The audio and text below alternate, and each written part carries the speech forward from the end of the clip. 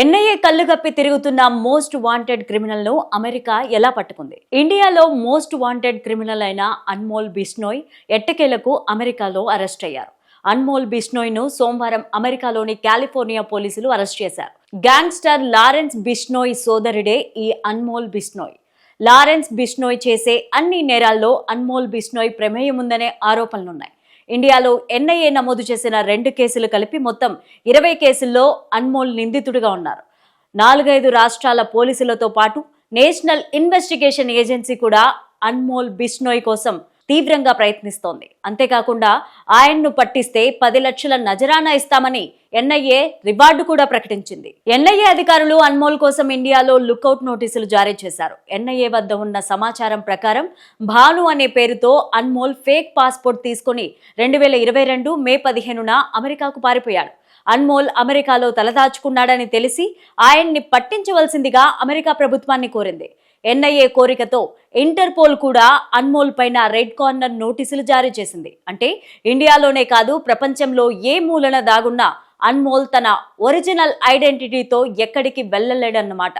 మరి ఇండియాలో ఇంతమంది పోలీసులు వెతుకుతున్నా ఎవ్వరి కంట పడకుండా తప్పించుకు తిరుగుతున్న అన్మోల్ ను అమెరికా పోలీసులు ఎలా పట్టుకున్నారనేదే ప్రస్తుతం ఆసక్తికరంగా మారింది. ఎకనామిక్స్ టైమ్స్ కథనం ప్రకారం అన్మోల్ బిష్నోయ్ అమెరికాలో ఫేక్ డాక్యుమెంట్లపై ప్రయాణిస్తూ అక్కడి పోలీసులకు పట్టుబడ్డాడు. అప్పుడు వారికి కూడా తెలీదు ఆయనే అన్మోల్ అని. ఆయన్ని అదుపులోకి తీసుకుని ప్రశ్నిస్తున్న క్రమంలో కాలిఫోర్నియా పోలీసులకు అసలు విషయం తెలిసింది.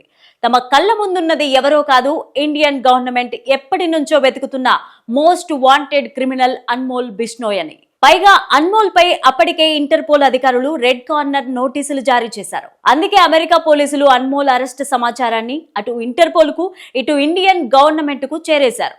ఇదే విషయం పైన కాలిఫోర్నియా సీనియర్ పోలీస్ అధికారి ఒకరు మీడియాతో మాట్లాడుతూ ఇండియన్ గవర్నమెంట్ అన్మోల్ కోసం ఎక్స్ట్రాడిషన్ రిక్వెస్ట్ పెట్టుకునే అవకాశం ఉందన్నారు. 2022లో పంజాబ్ సింగర్ సిద్ధు మూసేవాలా హత్య కేసుతో పాటు సల్మాన్ ఖాన్ ఇంటి బయట కాల్పుల ఘటనలో ఆయనపై కేసులు నమోదయ్యాయి. కెనడాలో భారత్ కు వ్యతిరేకంగా అలజడి సృష్టిస్తున్న ఖలిస్తానీ ఉద్యమ నేతలతోనూ అన్మోల్ బిష్నోయ్ కు సత్సంబంధాలు ఉన్నాయనే అభియోగాలున్నాయి. ఇవే కాకుండా ఈ ఏడాది అక్టోబర్ 12న ముంబైలో జరిగిన మాజీ మంత్రి బాబా సిద్దికీ హత్య కేసులో కూడా ఆయనకు సంబంధం ఉందని పోలీసులు ప్రకటించారు.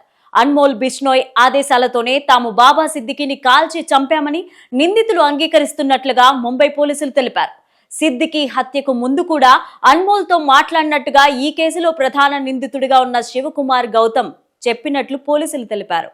ఇదే విషయం పైన ముంబై క్రైమ్ బ్రాంచ్ పోలీసులు ఇటీవలే యుఎస్ అధికారులతో సంప్రదింపులు జరిపారు. అంతేకాకుండా 2 వారాల క్రితమే ముంబై కోర్టు అన్మోల్ పైన నాన్ బెయిలబుల్ అరెస్ట్ వారెంట్ జారీ చేసింది. ఇప్పుడు అన్మోల్ ని అమెరికా పోలీసులు భారత్ కు అప్పజెప్తే ఆయనపై 20 కేసుల్లో పోలీసులు ప్రశ్నించే ఛాన్స్ ఉంది.